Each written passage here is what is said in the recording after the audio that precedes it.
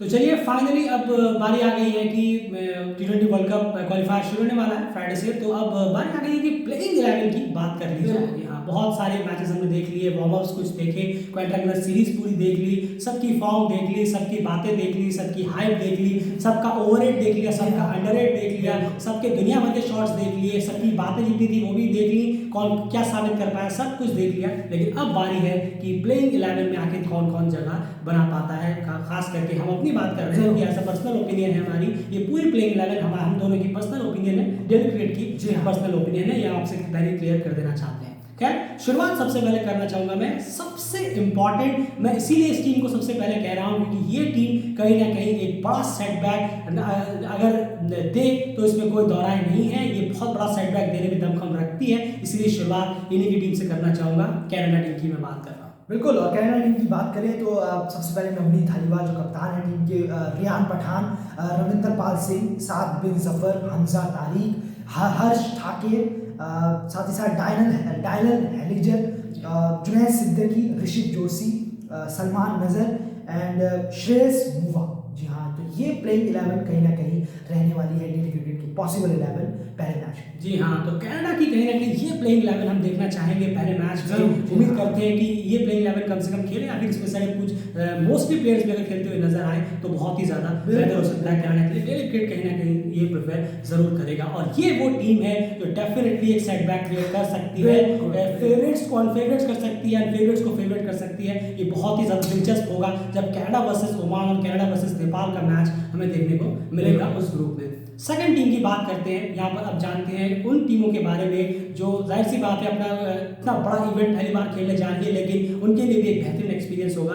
Bahrain की बात कर रहा हूँ। बिल्कुल, और बहरीन की बात करें तो सबसे पहले सरफराज अली, जी हाँ, उसके बाद मोहम्मद यूनिस, वसीक अहमद, प्रशांत कुरुप, हैदर अली, इमरान जावेद, सथैया वीरापथिरन, जी हाँ, और इसी के साथ फियाज अहमद, शहबाज बदर, और साथ ही साथ शाहिद महमूद और डेविड मैथीस। तो ये 11 पॉसिबल 11 डेली क्रिकेट के हिसाब से रहेगी। बिल्कुल, तो बहरीन की कहीं ना कहीं ये प्लेइंग 11 अगर रहे तो बेहतर होगा, जितनी भी वो बेहतर कर पाए ये प्लेइंग 11 के साथ एक स्ट्रांग प्लेइंग 11 की बन सकती है।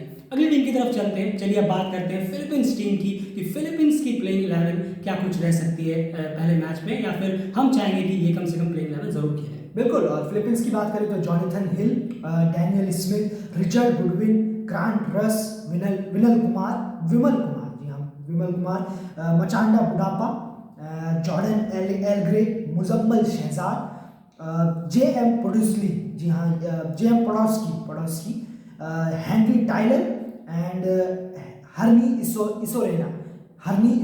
जी हाँ, तो ये 11 है फिलीपींस की डेली क्रिकेट। जी हाँ, तो फिलीपींस की कहीं ना कहीं ये प्लेइंग 11 हो सकती है, और उम्मीद है कि ये प्लेइंग 11 कम से कम कुछ बेहतर क्रिकेट खेलने में कामयाब रहे, और कम से कम एक मैच में अगर वो जीतते हैं सच में बहुत ही बेहतरीन होगा उसकी टीम के लिए, उनकी कंट्री क्रिकेट के लिए खास करके। अब यहाँ पर बात कर लेते हैं जर्मनी टीम की, और उसके बाद चलेंगे जो फेवरेट्स हैं फैंस के टॉप 4 पे, उनकी बात करेंगे लास्ट। पहले सबसे पहले जान लेते हैं जर्मनी की टीम आखिर किस तरह से रहने वाली है। इस टीम में भी कुछ दमखम तो जरूर है। बिल्कुल, और विजय सबसे पहले वेंकट गणेशन जो कप्तान है, उसके बाद विजय शंकर, माइकल रिचर्डसन, साथ ही साथ Faisal Mubasir, Dylan Brignot, Dieter Lean, Muslim Yar, Ghulam Ahmadi, Ilam Bharati, और साथ ही साथ Fayaz Khan and Justin Broad. तो ये है जर्मनी की प्लेइंग 11 डेली क्रिकेट के हिसाब से। बिल्कुल, तो जर्मनी की कहीं ना कहीं प्लेइंग 11 की बात तो ये हो गई कि ये 4 टीमें जो है इनकी प्लेइंग 11 क्या कुछ देखना चाहेंगे हम कहीं ना कहीं प्लेइंग 11 में, और शायद ये ही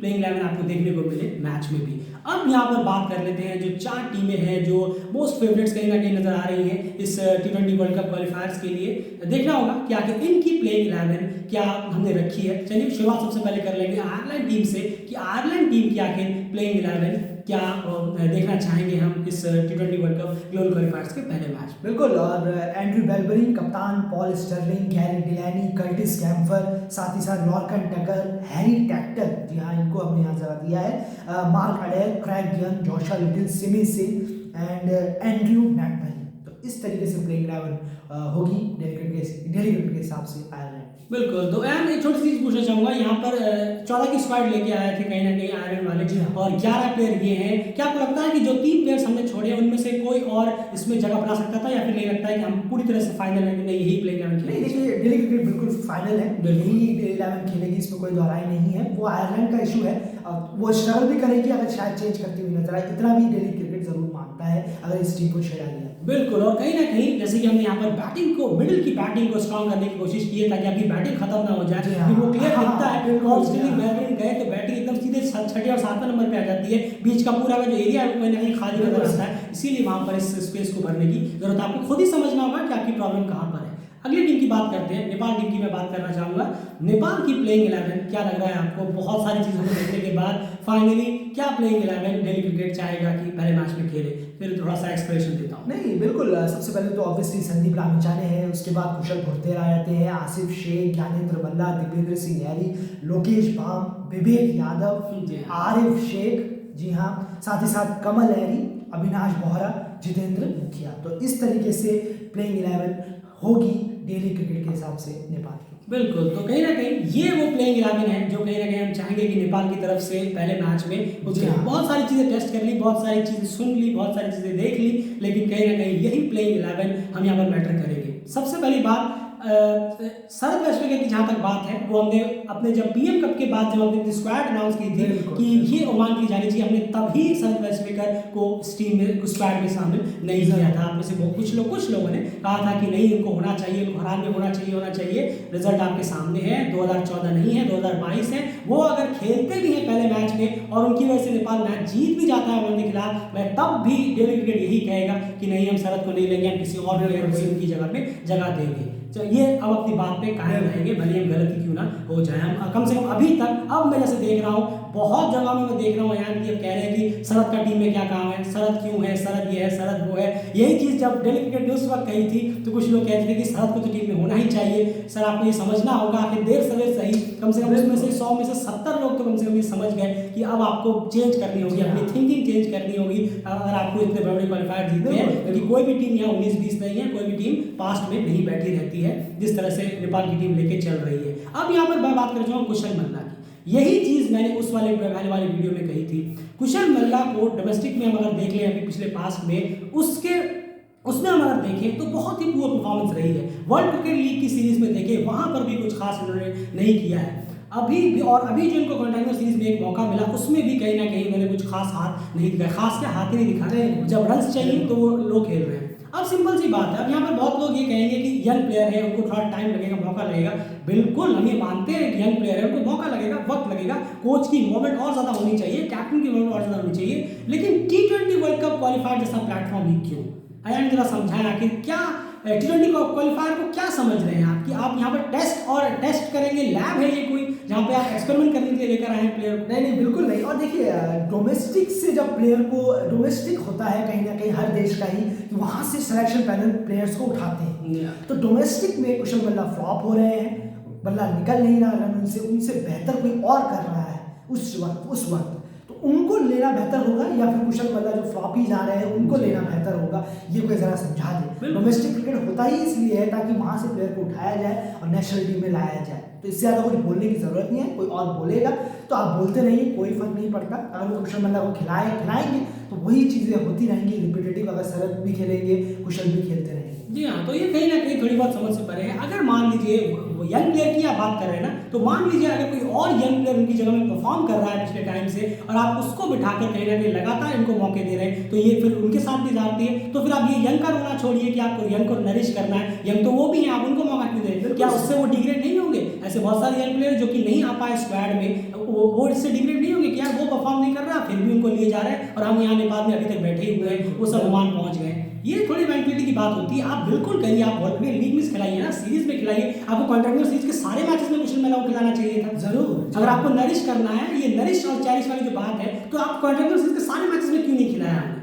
तो ये समझ से परे है। आप T20 वर्ल्ड कप क्वालिफायर में आके कहेंगे हमें इनको संवारना है, ऐसे नहीं करना है, तो ये सारी चीजें बिल्कुल ठीक नहीं है। पर्सनली डेली क्रिकेट की ओपिनियन है और हम इसी प्लेइंग लाइन के साथ जाना चाहेंगे। बॉलिंग डिपार्टमेंट में जिसे हमने पहले कहा, second spin wicket taker spinner बिल्कुल भी नेपाल के पास नहीं है, इसीलिए हमने यहाँ पे सेकंड स्पिनर नहीं लिया। दिपेंद्र सिंह यारी बहुत अच्छा पार्ट टाइम यहाँ पर काम कर रहे हैं, वो लगातार करते रहेंगे। संदीप लामिछाने के 4 ओवर हो गए, बाकी हम पेसर्स को ही देखना चाहेंगे। पेसर्स फिर भी ठीक ठाक लग रहे हैं। स्पिनर्स ने वही स्पिनर्स एक ओवर में 20-20 रन दे रहे हैं, उनको चैलेंज मेरे साथ साइड में जाकर करिएगा। ये क्वालिफायर आ गया, यहाँ पर बहुत हार्श होना होगा आपको अगर जीतना है तो। फिर से मैं वही कहूँगा 2014 नहीं 2022 है।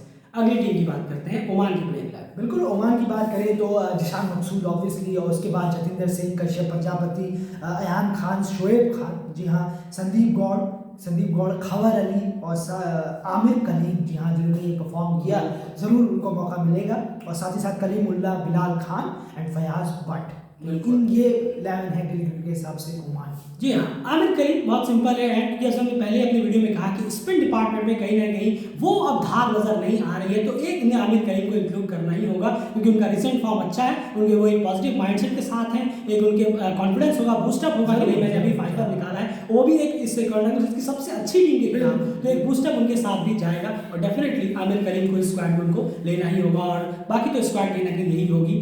थोड़ा अटपटा लग रहा है ताकि वजह से इस स्क्वाड में नहीं, इस प्लेइंग 11 में नहीं है। पहली बार ऐसा हमने बोला है कि ओमान की प्लेइंग 11 बताइए और आखिर नहीं है। खैर मिस बहुत ज़्यादा करेगी ओमान में, इसको कोई धराई नहीं है, लेकिन चलिए क्रिकेट चलता रहना चाहिए, पास में नहीं बैठना है आपको। Last but not the least UAE team की मैं बात कर रहा हूँ। बिल्कुल, और यूएई टीम की बात करें तो अहमद रजा कप्तान ऑब्वियसली, उसके बाद यहाँ पर मोहम्मद वसीम, चिराग सूरी, रोहन मुस्तफ़ा, नृत्य अरविंद, मोहम्मद उस्मान, मोहम्मद बूटा, जी हाँ, यहाँ पर दोनों को हमने जगह दी है डेली क्रिकेट में। साथ ही साथ कार्तिक मैयप्पन, कासिफ दाऊद, जुनैद सिद्दीकी एंड जहूर खान, ये प्लेइंग 11 है यूएई की। बिल्कुल, तो ये प्लेइंग 11 कहीं ना कहीं यूएई के लिए बेहतर रहेगी। क्या आपको लगता है इसमें कोई प्लेयर मिस आउट है या फिर नहीं? ये परफेक्ट प्लेइंग 11 है, ऑलराउंडर्स, बैट्समैन और बॉलर्स को देखते हुए, स्पिन डिपार्टमेंट को देखते हुए। नहीं, बिल्कुल, टीम बहुत ही ज़्यादा सूटेबल लग रही है कहीं ना कहीं, और बहुत बेहतर खेला है इन सभी प्लेयरों ने, तो उम्मीद है मैयप्पन ने भी अच्छी बॉलिंग कराई थी, जुनैद सिद्दीकी तो बहुत बेहतर करा रहे हैं, कासिफ दाऊद भी अच्छी ड्रॉपिंग छिटर कर रहे हैं, जबरदस्त कर रहे हैं, वित्तीय अरविंद भी है, तो कुछ कमी नजर नहीं आ रही। भूटान भी है, मोहम्मद उस्मान भी है, बस हाँ मोहम्मद उस्मान को जरूर इंक्लूड कर देना चाहिए ताकि थोड़ा सा बैटर, क्योंकि बासिल हमीद को हाँ यहाँ पर जरूर मौका देगा यूएई, ऐसा उम्मीद है, लेकिन हम ऐसा नहीं मानते। अभी थोड़ा सा अगर उनको बाहर रखा जाए और मोहम्मद उस्मान को लाया जाए तो बेहतर होगा, पर देखना होगा क्या होगा, लेकिन पूरी उम्मीद है यही टीम खेलती है। जी हाँ, खास करके आपके पहले मैच में आपको बिल्कुल भी रिस्क नहीं लेना है। आप अगर पॉजिटिव वे में स्टार्ट करते हैं तो डेफिनेटली चीज़ें बेहतर होती नजर आएंगी। इसीलिए अगर आप यहाँ पर मोहम्मद उस्मान को इंक्लूड करते हैं बासिल हमीद की जगह तो बहुत ज़्यादा बेहतर रहेगा, आपकी बैटिंग और मजबूत कहीं ना कहीं होती हुई नजर आएगी। तो ये 8 टीमों की प्लेइंग 11 डेली क्रिकेट के हिसाब से हमें लगता है कि टीम्स हम देखना चाहेंगे, और उम्मीद है कि देखते हैं कि आगे एट द एंड कौन कौन इस प्लेइंग 11 के हिसाब से ही अपनी टीम बना पाता है, फिर उनकी अलग सोच होती है, वो हम देखेंगे खैर मैच के वक्त। लेकिन फिलहाल डेली क्रिकेट की तरफ से यही प्लेइंग 11 हम देखना चाहेंगे। अब वीडियो पसंद आया प्लीज वीडियो को लाइक करिए। आपकी प्लेइंग 11 क्या होगी, ये अपनी फेवरेट टीम्स की जरूर से जरूर कमेंट बॉक्स में बताइए कि आपके हिसाब से क्या प्लेइंग 11 होनी चाहिए। फिलहाल इस वीडियो में इतना ही। डेली चैनल को सब्सक्राइब जरूर कर लीजिए, आपकी प्लेइंग 11 कोई भी हो, हमसे मैच करें ना करें, प्लेइंग 11 सब्सक्राइब कर लीजिए, क्योंकि एट द एंड मैं आपको क्लियर बता रहा हूँ, प्लेइंग 11 आप कुछ भी खिला लें, अगर प्लेयर परफॉर्म नहीं करेंगे तो आप कितने भी बड़े बड़े प्लेयर को इसमें रख लें, कोई फायदा नहीं होने वाला। आप बहुत लोगों ने क्वाड्रेंगुलर सीरीज के एक मैच में एक प्लेइंग 11 बताई, वो नहीं चली, तो यार नहीं इसको नहीं लिया उसको ले लो, उसको लिया वो भी फ्लॉप, और आए इसको ले लो, इसको लिया वो भी फ्लॉप। तो मैं एट टाइम परफॉर्मर मैटर करेगा। प्लेइंग 11 आप कुछ भी खिला ले, भले आपकी खेले हमारी खेले कुछ भी खेले। फिलहाल इस वीडियो में इतना ही, बाय बाय।